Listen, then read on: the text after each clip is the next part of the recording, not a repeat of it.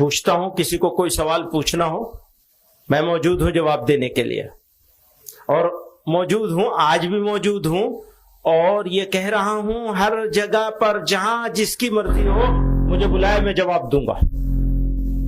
تو کسی صاحب کا کوئی سوال ہو تو پوچھیں ذرا، بسم اللہ۔ السلام علیکم حضرت، میرا آپ سے ایک سوال ہے کہ آسام میں جو NRC ہوئی ہے اس میں جمعیت نے کیا کیا ہے؟ NRC کا سوال کر رہے ہیں آپ؟ جی تو آج سے نہیں بلکہ 1963-64 سے جمعیت علماء ہی اس کام کو کرتی چلی آ رہی ہے۔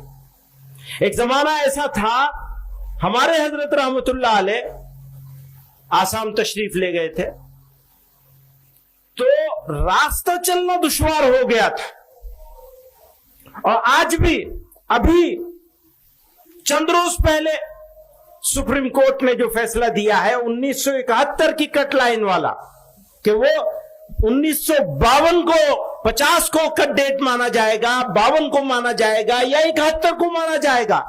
پچھلے 15-16 سالوں سے جمعیت علماء اس مقدمے کو بھی لڑ رہی ہے، اور الحمدللہ اس میں کامیابی ہوئی ابھی 4 روز پہلے۔ تو جمعیت علماء ہی بنیادی طور پر، ہو سکتا ہے کچھ اور لوگوں نے بھی کام کیا ہو اس میں، لیکن اس کی بنیاد جمعیت علماء نے ڈالی۔ تو الحمدللہ جمعیت علماء ہی، حضرت مولانا حفظ الرحمان صاحب کے زمانے میں یہ کام شروع ہو گیا تھا، آسام کے مسلمانوں کا معاملہ، اور پھر حضرت رحمت اللہ علیہ پوری زندگی کرتے رہے، اور اب جا کر یہ آخری فیصلہ ہوا ہے، NRC ہو گئی۔ اس NRC کے لیے بھی جمعیت علماء نے بار بار مطالبہ کیا۔ ہوتا کیا ہے،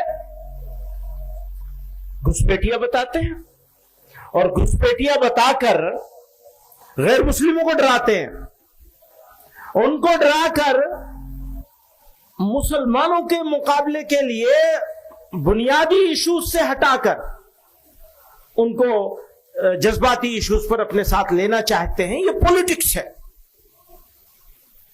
فرقہ پرستوں کی پولیٹکس ہے۔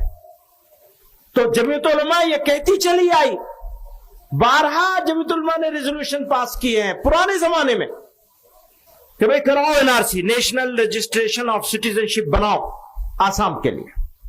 تو الحمدللہ جمعیت علماء نے ہی کیا وہ۔ اور کوئی سوال ہے؟ شکریہ۔